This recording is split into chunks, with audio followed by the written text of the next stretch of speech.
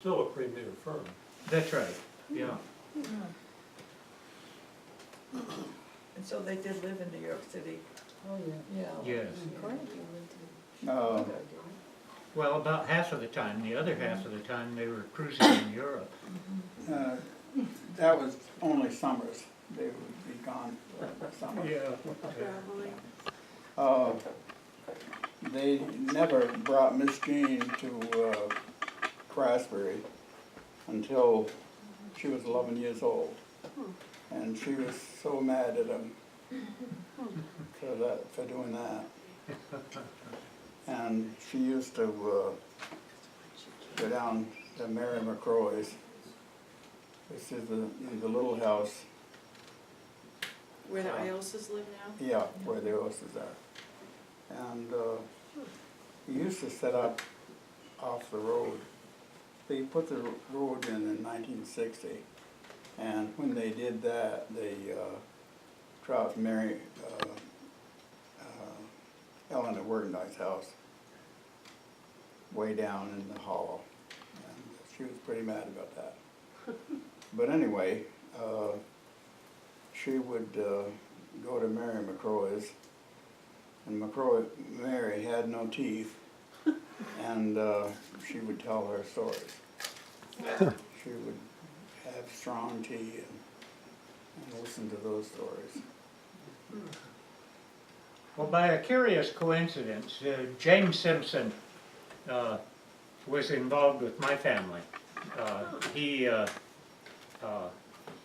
because of his work with the store, was a very meticulous bookkeeper.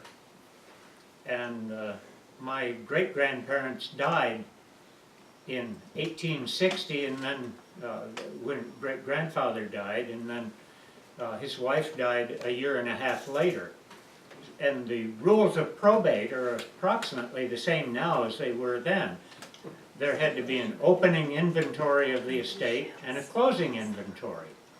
And so 4 times over those 3 years, James Simpson came up to that little farm and meticulously went through everything. He counted the knives and the forks and the spoons, and it's all there in the probate papers, three full pages of each inventory. So you could tell if great-grandmother lost a fork, there'd be one less in the inventory.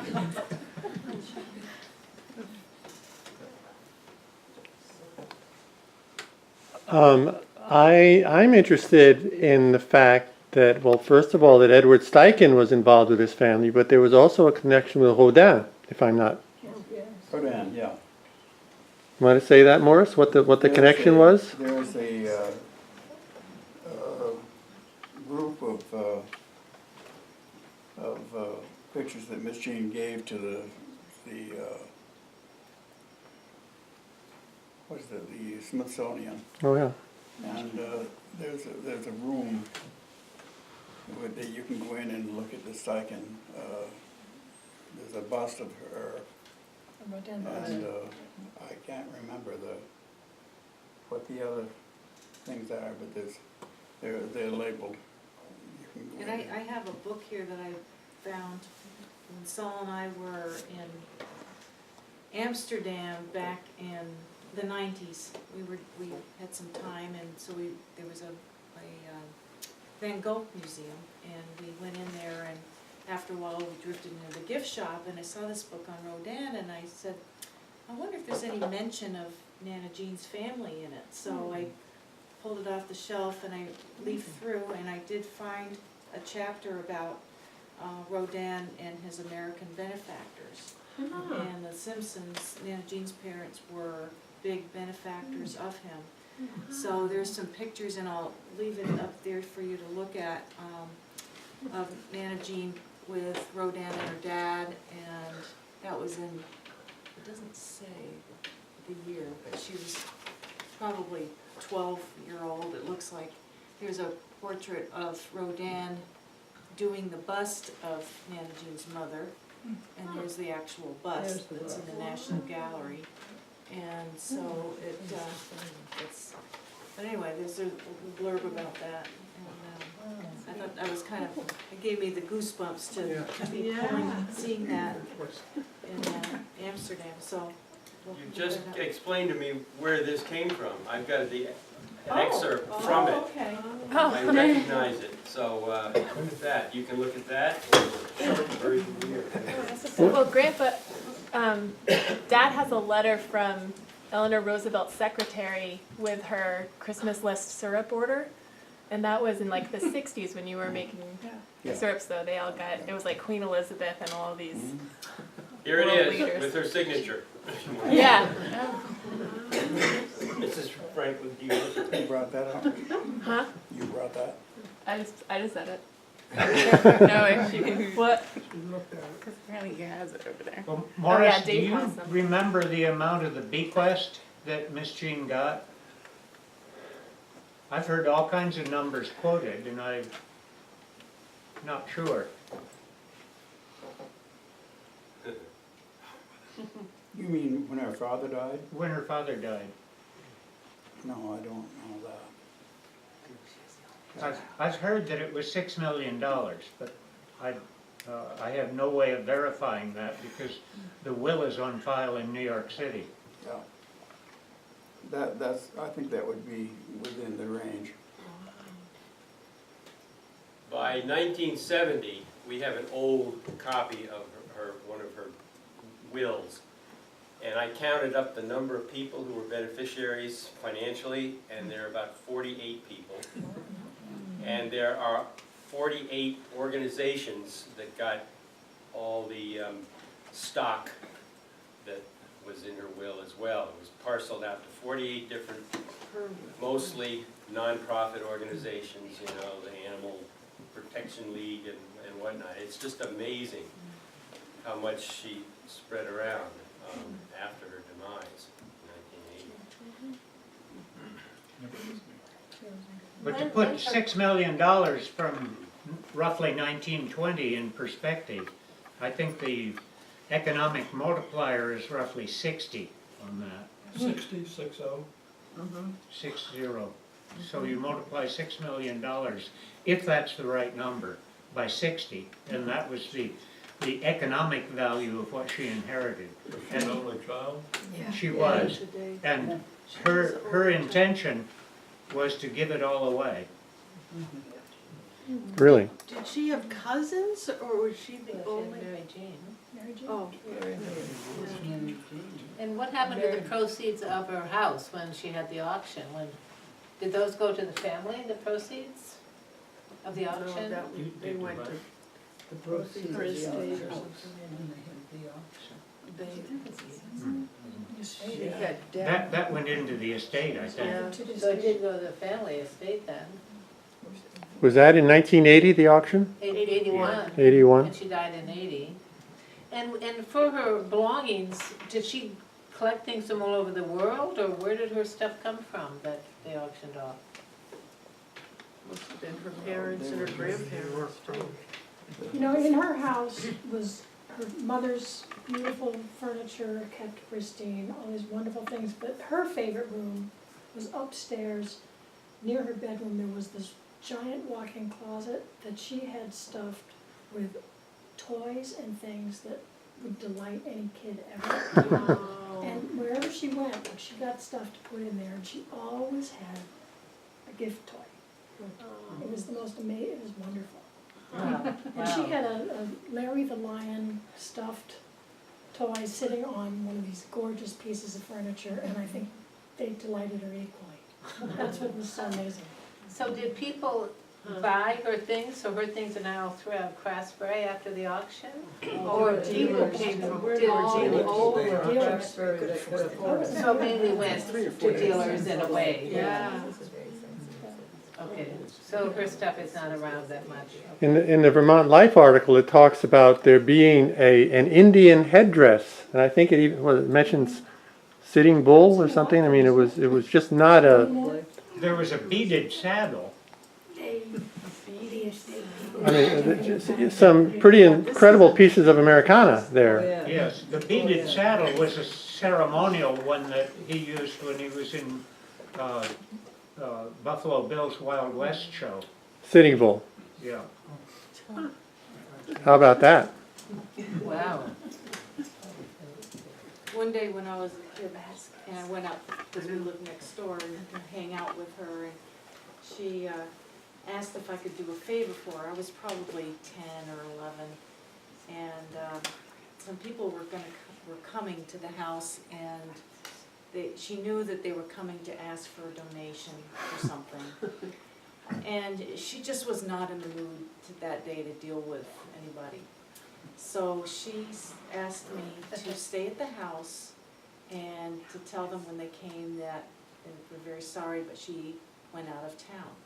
In the meantime, she took her dogs and went up the road to past the town line. So, yes, so that we would not be telling an untruth. So you were at the door to greet them? That's a great story. Well, she was a ferocious feminist, and that's exactly why she was a Girl Scout leader. She saw that as an opportunity to promote independence and good habits amongst young women.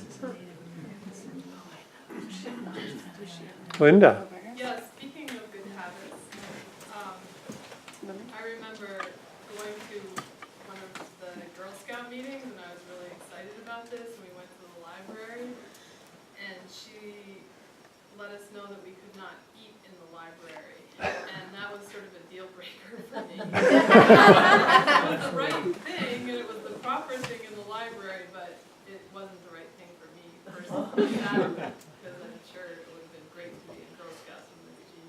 So that kind of put you off books, did it? But I kind of wish I stuck with that and been in Girl Scouts with her.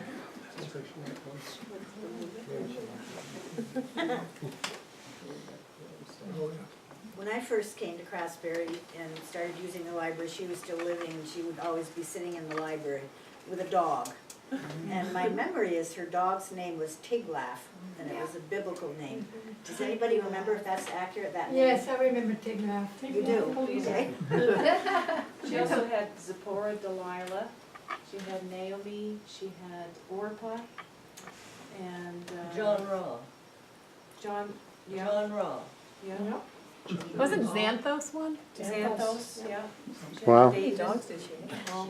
David. No Fido or Fluffy, huh? No. How about Il Peloso? It's a hand-drawn sketch of a dog handing over a birthday present. It says Il Peloso. One of the many. Speaking of her dogs, I remember she would walk them herself. She'd have several on a leash, and we would zip through East Craftsbury, and she would shake a stick at us because we were driving too fast. Always, and I'm laughing to myself now because I want to be out there shaking. People are driving too fast instead of the dogs. 4 dogs on a leash. That's right. Yeah, she's good. Well, you had to find her sword, and that's. She would walk to Patmos Peak every day. Tell me about Patmos Peak, because that's one I haven't heard of. Where's Well, Patmos Peak? That's a camp she had. She bought a parcel of land from, oh dear, Harrison Wilson? no, it was a guy lived over the hill. He sold the pasture to her, and she would walk up there every day. She had a camp built up there. This is behind her house in No, it's up No. in St. Greensboro.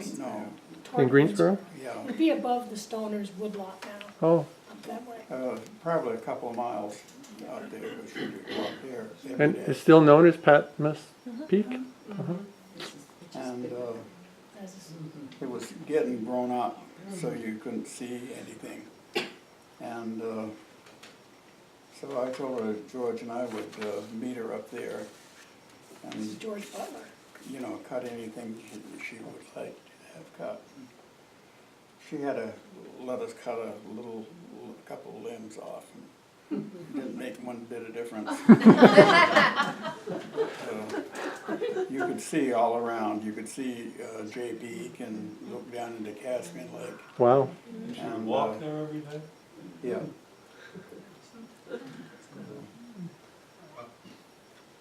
Somewhere in the early 80s, I found the trail. I'd heard about it, and I hiked up the trail, and it's an old cabin, and the door was open, and I peeked in, and it's typical of a building that's been, abandoned and left to its own for many years, mouse droppings and whatnot all over. But one of the things that I saw was this, which we have on display in the museum. It's a Native American artifact, presumably, and it was tied off so that it could be used as a pounding maul or something. I don't know a lot more about it. We need an archaeologist to tell us the details. But I contacted the person who owned the land at the time, and it may have been the same person who sold it to her. I don't know. But anyway, I told him about it. I asked if we could have it. He said, fine. So it's ours in the museum, or yours, so to speak. I believe he's deceased now, that owner. Well, the Downings now own it, and they fixed it up. They put on a new porch, and Really? they built a big house on the Gebby. You can walk Yeah. through to Gebby Road. Yeah. Is that where they use the old trail, or they're coming up from the Gebby side? On that? It's closer to the Stoner Tree Farm side than it is to the Gebby side. But, yeah, he fixed it up and, because it was rotting, and cut some stuff, and it's an incredible view. And they probably doesn't want anybody on it. Does anyone know, or were Girl Scouts and went on trips with her? Is anybody here familiar with those days? I did some Girl Scouts, I think Fran, you did too. Yeah, but not big trips as a troop, just maybe trips up to Patmos Peak and we would Okay. a do. couple of parades. I asked one of the Gordon Allen daughters some time ago, and she said something about the girls going on a camp out in a cornfield, probably in East Craftsbury. Oh, And I do remember this. so boys had gotten wind of that. And, I don't know whether they were in there to scare you or to have a barn dance or what. But, that was pretty hilarious. You missed that one. You would have been too young for that. I was in the waning years. Did you stay overnight at Patmos Peak, up in the little, You did. were there overnights? Yeah. She had the Girl Scouts up there, but I was never on a Girl Scout trip up there. I was just a little too young to be one of the people that could march onto the stage holding the signs that said Act 1, Scene 2. So how did Mary and Margaret did that. Grandma Carol come to be her secretary? Or wasn't she her secretary? Oh, yeah. She moved. Well, I don't know how that happened. She came there and was able to do that. So she got hired.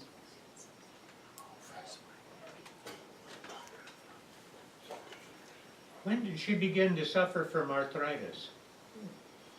Oh, I don't know. Year 1, I think. There's a note in one of Sally Fisher's notes when she interviewed both of the Simpsons. And there's a reference to her, some kind of illness or accident. And she wrote 1960 and left the last digit. That's when she got meningitis. Was it meningitis? Yeah. It was horrific. Okay. Miss Jean or Mary Jean? Miss Jean. Miss Jean got meningitis. Yeah. And she was at Hardwick Hospital.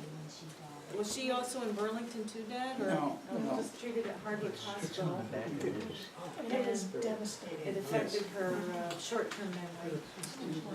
And she recouped it at her house, and there was a family friend that was also a private duty nurse, Sadie Fitzgerald, who came up and stayed and wore the nurse's uniform and everything, and we'd come up and play with a wheelchair and have a great time in the bedroom.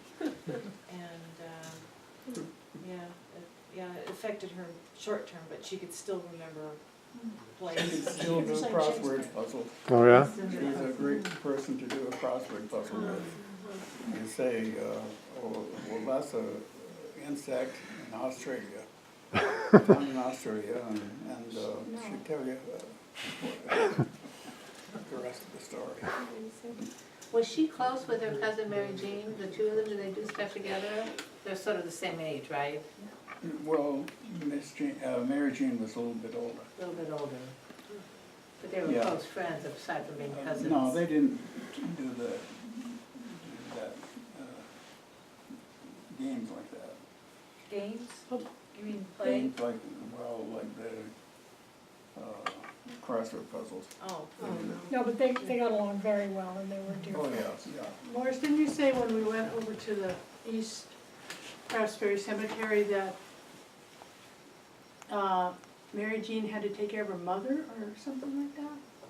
She had a what? Did she have to take care of her mother, or, Yeah, was a well, sad story you told. Yeah, yeah. and so she her- never got to marry, Her or mother wouldn't let her get married. Mary Jean. Yeah. Mary Jean? But she had a fine career, did she not? Wasn't she Dean of Women at University of Vermont? And a Yeah. legislator. Yeah. And she was the Yeah. first secretary of the Senate US Bill Clerk. during In Washington. Roosevelt's term. And she, Mary Jean, who was in,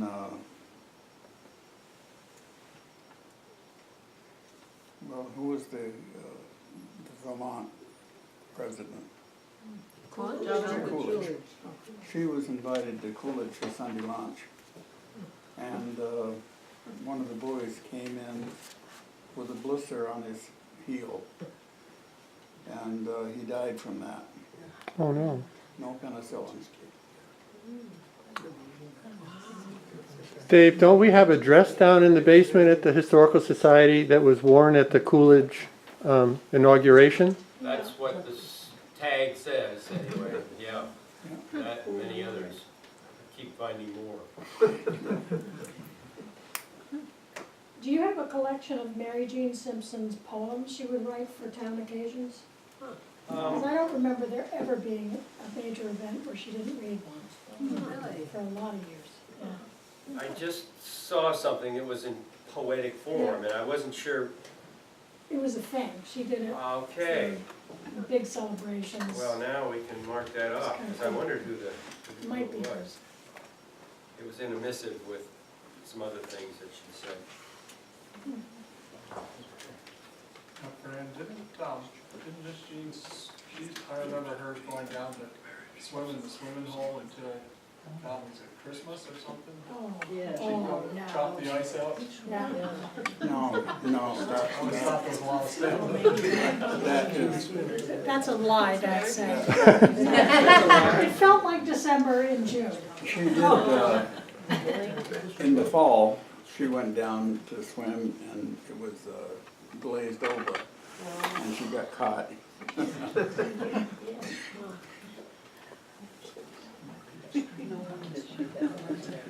So she was a good swimmer. Well, you know, that's not a very big pool.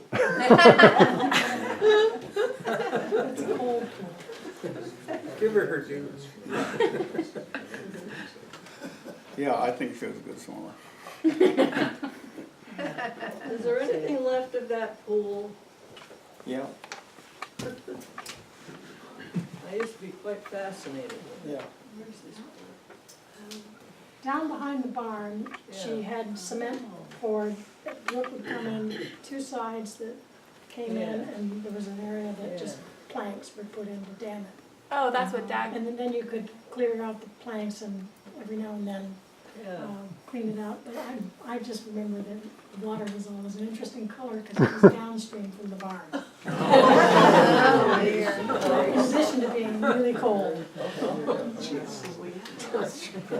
Morris, when we first came to the Babcock farm around the end of the 60s, there were these signs on Whetstone Brook in the woods before you got to East Craftsbury that said trout breeding pools or something, do not, I don't know, monkey around with it. And I think it was hers, I think it was her land, Yes. and I just wondered what that was all about. She stocked. She stocked the brook, Yeah. oh. And did people fish or? Oh, yeah. Oh. I did.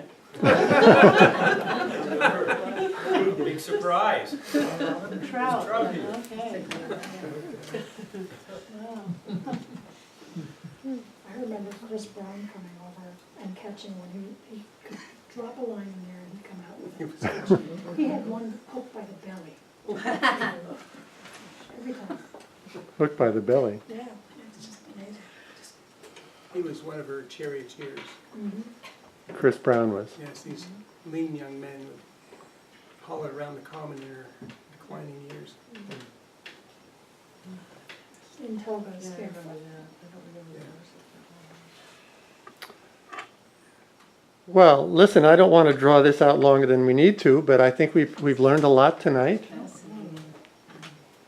What a great turnout. Thank you so much all for coming. We have cookies and juice there in the back. Again, that's free. Lots of Donation. there is if you care to give a donation, we'll gratefully accept it. But thank you so much. Thank you, Morris, and thank you for all Mr. Shields, thank you. Thanks for everybody for coming out. This will be our last program for this year. I think we've had a good year, and please remember that you can go on YouTube. If there are ones that you didn't attend this summer, you can find it again on YouTube, and actually it turned out pretty well. So thank you very much, everybody. Thank you.